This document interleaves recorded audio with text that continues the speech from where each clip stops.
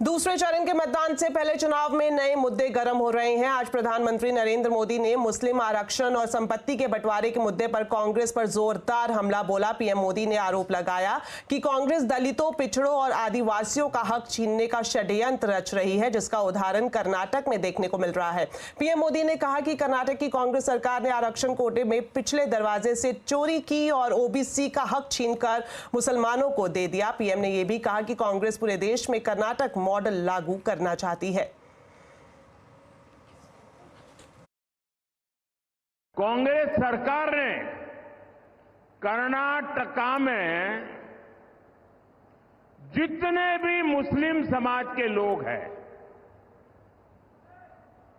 उच्च वर्ग के होंगे, धनी होंगे, व्यापारी होंगे, उद्योगपति होंगे, न्यायमूर्ति होंगे, कोई भी होंगे, बस सिर्फ वो मुसलमान होना चाहिए। अगर वो मुसलमान है तो उन्होंने रातों रात एक कागज निकालकर हस्ताक्षर करके उन सबको ओबीसी घोषित कर दिया। वहां कांग्रेस ने शिक्षा और सरकारी नौकरी में पहले जिन ओबीसी लोगों को आरक्षण मिलता था, उस ओबीसी समाज में इतने सारे नए डाल दिए कि ओबीसी समाज को जो आरक्षण मिलता था वो उनसे छीन लिया, चोरी छुपी से छीन लिया। पीएम मोदी ने विरासत टैक्स को लेकर भी कांग्रेस को घेरा। उन्होंने कहा कि भारत में पहले इनहेरिटेंस टैक्स था, लेकिन इंदिरा गांधी की संपत्ति को बचाने के लिए राजीव गांधी ने उस कानून को खत्म कर दिया। अब अपना काम निपट गया तो कांग्रेस उसी कानून को ज्यादा सख्ती के साथ लाना चाहती है।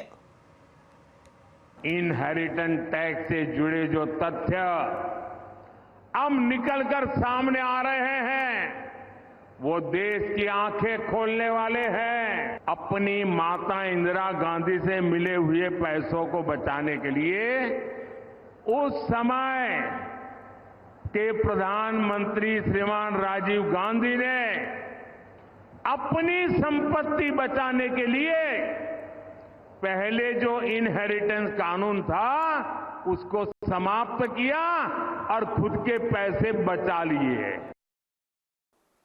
पहली बात तो ये है।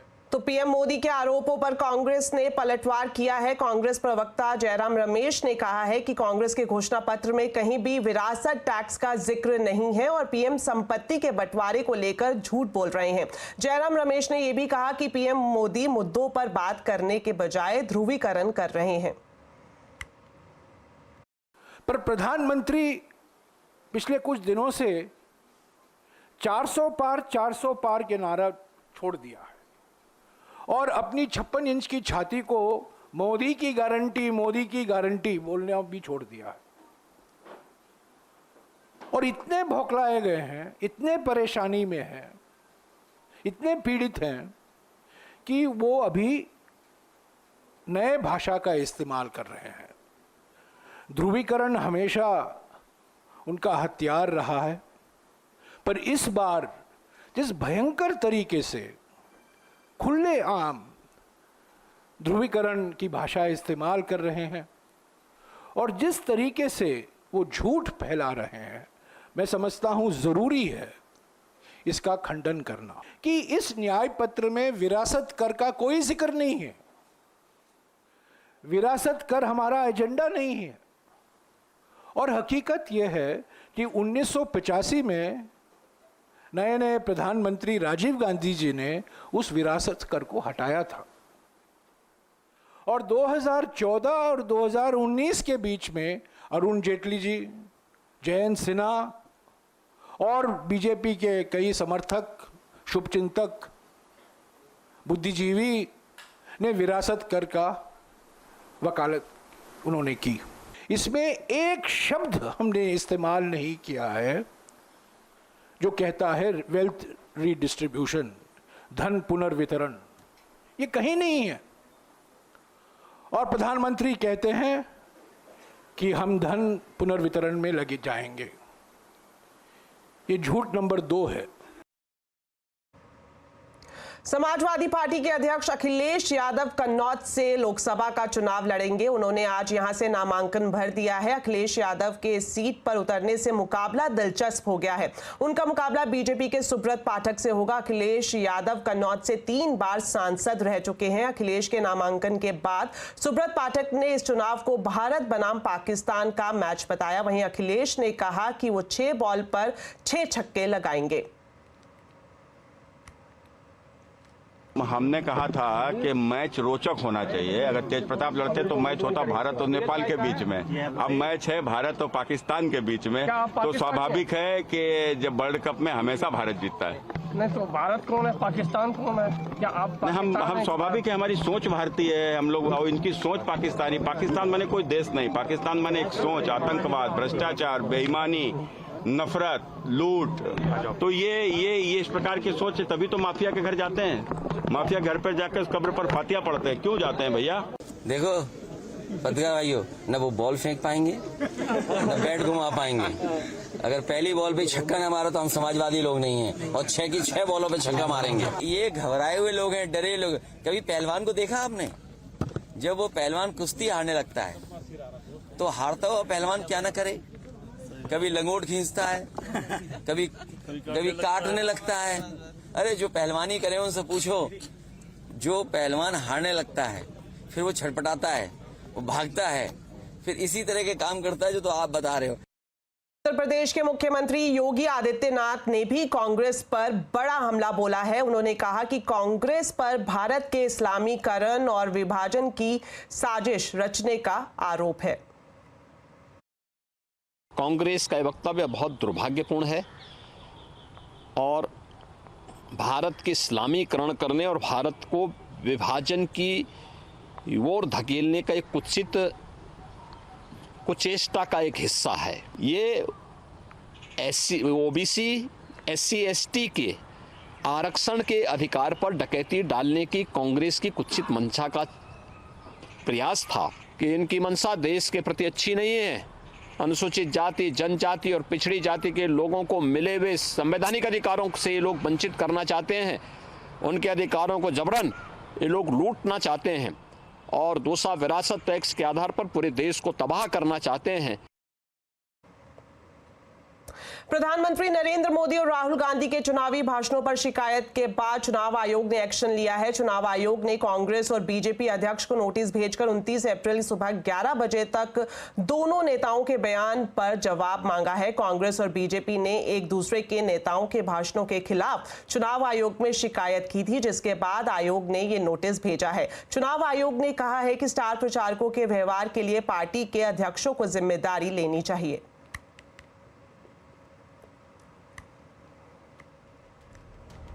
तो दूसरे चरण के मतदान से पहले कौन से मुद्दे गरमा रहे हैं, आज चुनाव अड्डा में इसी पर करेंगे बड़ी चर्चा शाम 7:57 पर।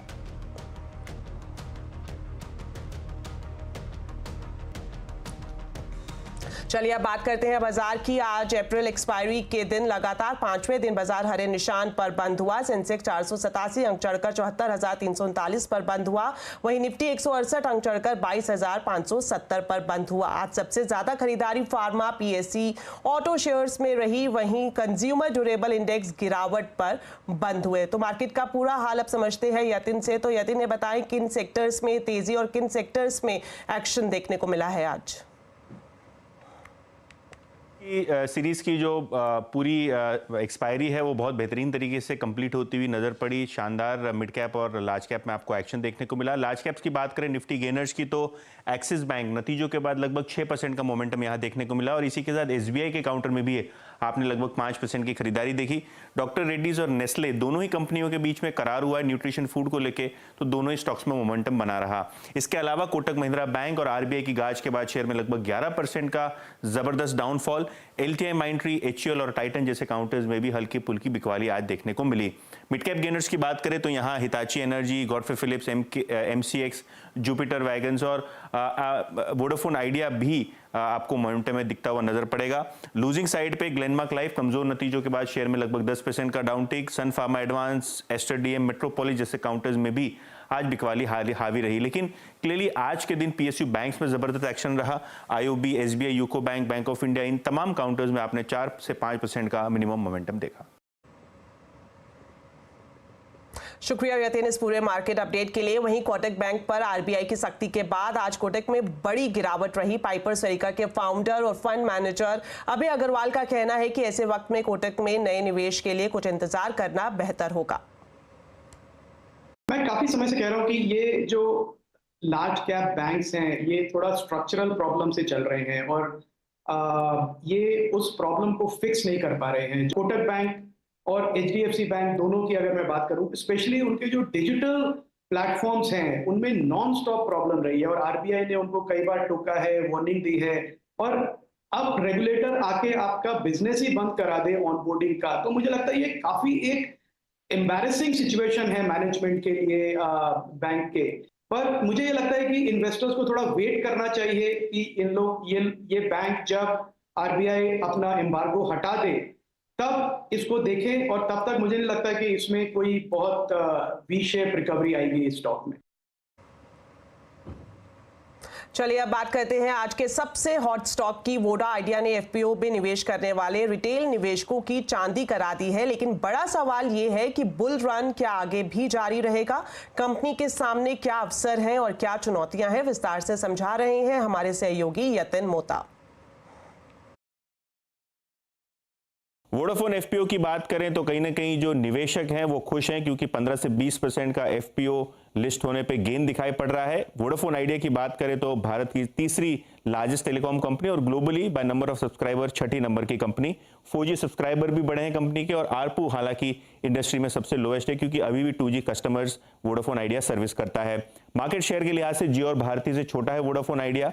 एक जमाने में 30% मार्केट शेयर हुआ करता था वोडाफोन आइडिया का, जो घट के अभी लगभग 19% के आसपास है। जहां तक कि वोडाफोन आइडिया का सवाल है, 4G और 5G सब्सक्राइबर्स को बढ़ाने के लिए और उसके एक्सपेंशन के लिए फंड रेज किया गया है और आगे जाके 20 से 25% अगर टैरिफ हाइक कंपनी करने में सक्षम हो जाती है तो कहीं ना कहीं ये सोने पे सुहागा रहेगा, जिससे आरपू और मार्जिन्स दोनों में ही इंप्रूवमेंट आपको आता हुआ नजर पड़ सकता है। सबसे इंपॉर्टेंट सपोर्ट पिलर सरकार भी है और कहीं ना कहीं एजीआर ड्यूज को लेके और 3 प्लेयर की मार्केट को लेके सरकार का सपोर्ट बना रहा है। हालांकि चैलेंजेस की बात करें तो बैंक फंडिंग कैसे रहेगी आगे जाके, इस पे एक क्वेश्चन मार्क है। कर्ज लगभग 2 लाख करोड़ का है इंक्लूडिंग एजीआर ड्यूज और स्पेक्ट्रम फीस, और जहां तक कि कैश फ्लो का सवाल है, इस कर्ज के वजह से भी थोड़ा बहुत इंपैक्ट आपको होता हुआ दिखाई पड़ रहा है। ग्राहकों को भी किस तरीके से एट्रिशन में रोका जाए वो भी एक रणनीति देखी जाएगी, लेकिन क्लियरली टैरिफ हाइक पे बाजार बेट करता हुआ दिखाई पड़ रहा है वोडाफोन आइडिया के लिए। वहीं वोडाफोन आइडिया की एफपीओ लिस्टिंग पर कुमार मंगलम बिरला काफी खुश नजर आए। उन्होंने कहा कि पैसे का इस्तेमाल नेटवर्क क्षमता विस्तार और कुछ एरिया में 5G के लिए किया जाएगा। The 3 big parts of that is to increase the size of the network. The second is to densify the network in areas that we are present. And third, of course, is implementing 5G selectively across the network. So that's a task cut out for us. I think that we're very happy. This is a new life for Vodafone Idea, and we look forward to being an outstanding service provider to our customers. We have only 4,000 crores of debt due to banks, so we are quite debt-light. Aditya Birla group में पिछले कुछ महीनों से जोरदार action दिख रहा है। 6 महीने में कंपनियों ने 17 से 70% तक के रिटर्न दिए हैं। पूरा ब्यौरा लेकर आए हैं हमारे सहयोगी सुमित मेहरोत्रा। तो सुमित बताएं। तो बीता साल इस पूरे ग्रुप के लिए यानी आदित्य बिरला ग्रुप के लिए एक शानदार साल रहा, जहां पे करीब इस ग्रुप में 40% के आसपास के अपसाइड खुलते हुए दिखाई पड़े। तो तमाम डिटेल आपकी स्क्रीन पे। पहले ग्रुप की कुछ लिस्टेड कंपनियां, जहां पे इस ग्रुप की कई सारी नॉन लिस्टेड कंपनियां भी हैं, लेकिन UltraTech, Grasim, Hindalco, Aditya Birla fashion, Vodafone Idea, Aditya Birla capital, AB money और आदित्य बिरला सन लाइफ और साथ साथ सेंचुरी टेक्सटाइल, ये कुछ ऐसे नाम है जो कि इस ग्रुप की अलग अलग सेक्टर के अंदर इनकी मौजूदगी मौजूद है।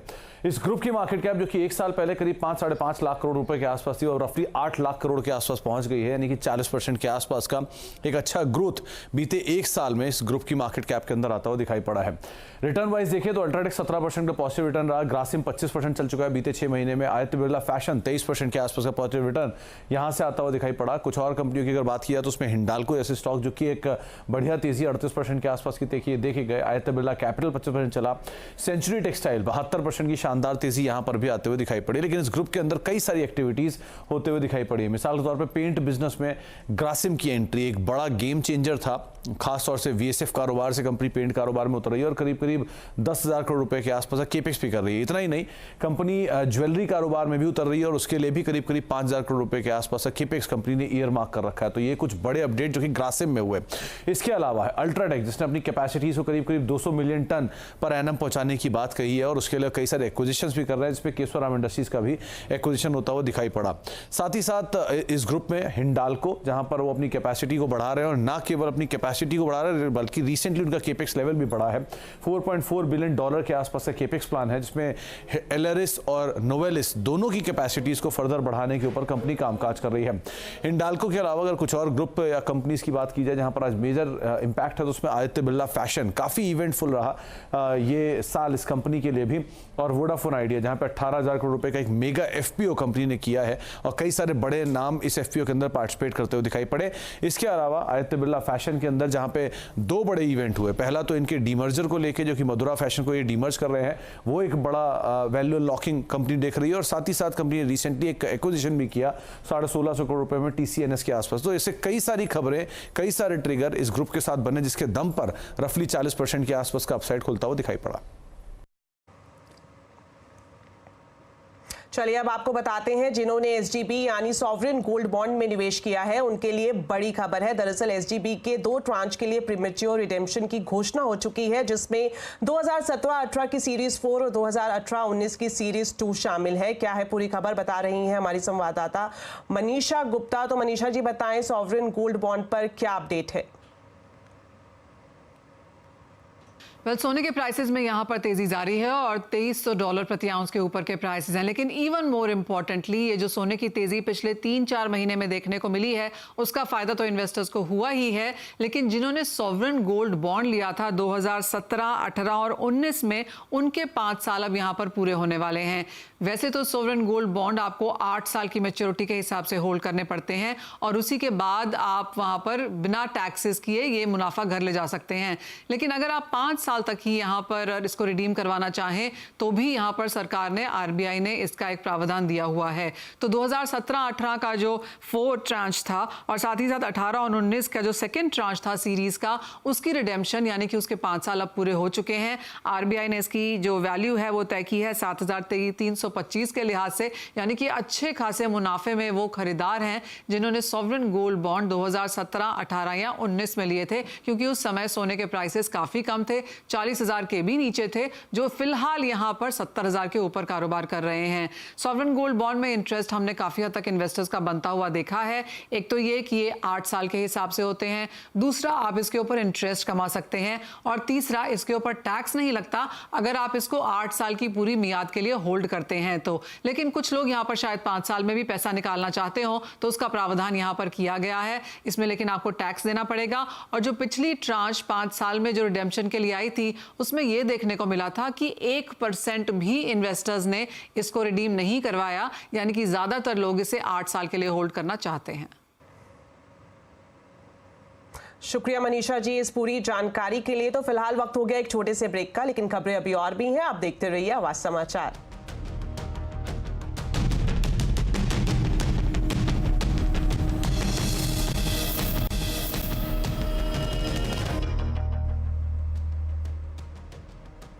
ब्रेक के बाद आपका स्वागत है और अब आपको बताते हैं कि भारतीय मसाला कंपनी पर स्पाइस बोर्ड बड़ा एक्शन ले सकता है। जांच में गड़बड़ी मिलने पर मसाला कंपनियों का एक्सपोर्ट भी बैन किया जा सकता है। सिंगापुर और हांगकांग में एक्सपोर्ट किए गए मसालों की सभी खेप की अनिवार्य ईटीओ जांच के भी आदेश दे दिए गए हैं। तो इस बड़ी खबर पर ज्यादा जानकारी के लिए अब जुड़ते हैं हमारे संवाददाता आलोक प्रियदर्शी से। तो आलोक जी बताएं क्या है पूरा मामला।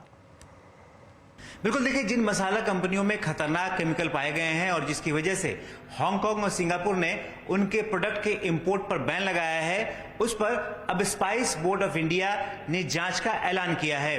सीएनबीसी आवाज को सूत्रों से जानकारी मिली है कि स्पाइस ऑफ इंडिया ने जितने भी अभी तक कंसाइनमेंट इन खास तौर से सिंगापुर और हांगकांग में भेजे गए हैं मसालों के, उन तमाम कंसाइनमेंट की जांच करेगा और पता करने की कोशिश करेगा कि जो खतरनाक केमिकल ETO यानी कि एथिलीन ऑक्साइड रेजिड्यूज है वो कितनी मात्रा में है। अगर ये केमिकल अगर बाकी प्रोडक्ट में भी पाया जाता है तो इन दोनों कंपनियों के एक्सपोर्ट पर पाबंदी लगाई जा सकती है।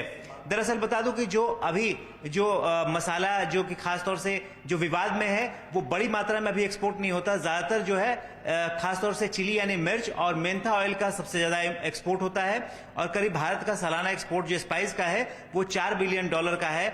और इसे लेकर स्पाइस बोर्ड ऑफ इंडिया ने कहा है कि अब सभी जितने भी मसाला है खास तौर से इन दोनों कंपनियों के, इनके सभी खेपों की मैंडेटरी ETO की जांच की जाएगी।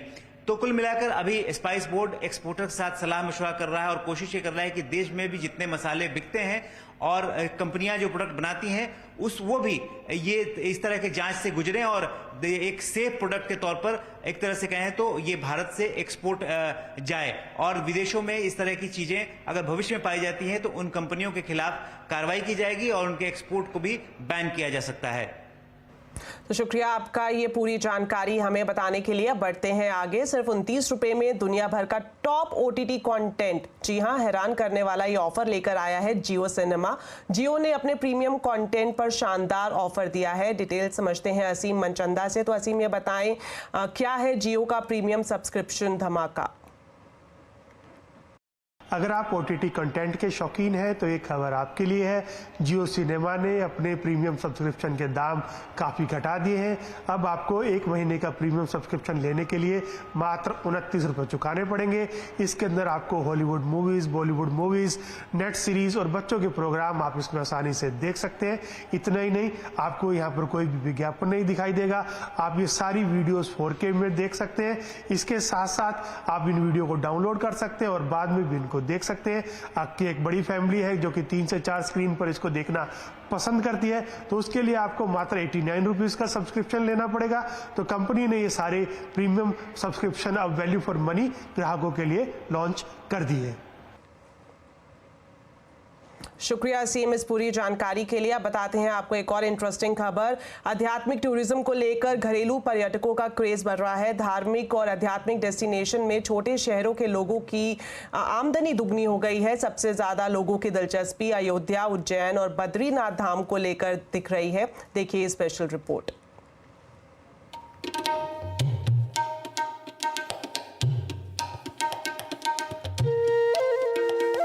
भारत की धार्मिक और सांस्कृतिक धरोहरों में अब विदेशी ही नहीं, घरेलू पर्यटकों की दिलचस्पी भी बढ़ गई है। कोविड महामारी के बाद लोग स्पिरिचुअल टूरिज्म करना ज्यादा पसंद कर रहे हैं। Make My Trip India travel trends report के मुताबिक पोर्टल पर अयोध्या धाम के सर्च में 585% की वृद्धि हुई है। वहीं दूसरे नंबर पर उज्जैन और तीसरे नंबर पर बद्रीनाथ धाम है। विदेशों में बसे भारतीयों में बैक टू रूट एक्सप्लोर करने का ट्रेंड भी काफी बढ़ा है।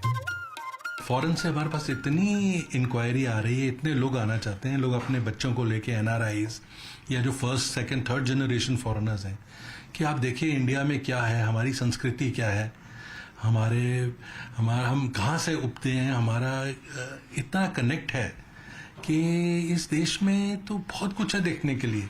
अगर हम उनको अच्छी फैसिलिटी देते हैं तो सब आ रहे हैं। हमारे पास इतनी इंक्वायरी है 4 धाम यात्रा की, वैष्णो देवी की, हरमंदिर साहब, दरबार साहब हमेशा ही लोग जाते रहे हैं, और अब अयोध्या, काशी कमाल ही कर दिया है।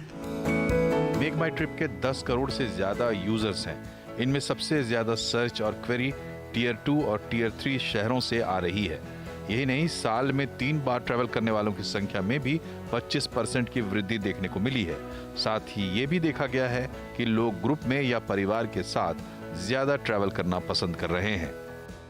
पिछले कुछ सालों में धार्मिक और सांस्कृतिक रूप से महत्वपूर्ण देश के टूरिस्ट प्लेसेस की कनेक्टिविटी भी बेहतर हुई है और साथ ही साथ इंफ्रास्ट्रक्चर डेवलपमेंट पर भी बड़ा काम हुआ है। यही वजह है कि न सिर्फ देश के टूरिस्ट बल्कि विदेशों और खास तौर से NRI टूरिस्ट अपनी जड़ों को तलाशते हुए एक बार इंडिया को एक्सप्लोर करना चाहते हैं। इंडस्ट्री का कहना है कि अगर सरकार ने इसी तरह से कनेक्टिविटी और इंफ्रास्ट्रक्चर पर काम करती रही तो आने वाले दिनों में जो टूरिस्ट का इनफ्लो है वो डबल हो सकता है। आलोक प्रियदर्शी, CNBC आवाज, दिल्ली। चलिए अब आपको बताते हैं आज के कंज्यूमर अड्डा के टॉपिक के बारे में। लोग सिगरेट छोड़ने के लिए ई सिगरेट या वेपिंग का सहारा लेते हैं, लेकिन ई सिगरेट भी खतरनाक है। क्या होता है ई सिगरेट के अंदर और कैसे बचे इसकी लत से, जानने के लिए देखिए कंज्यूमर अड्डा शाम 5:57 पर।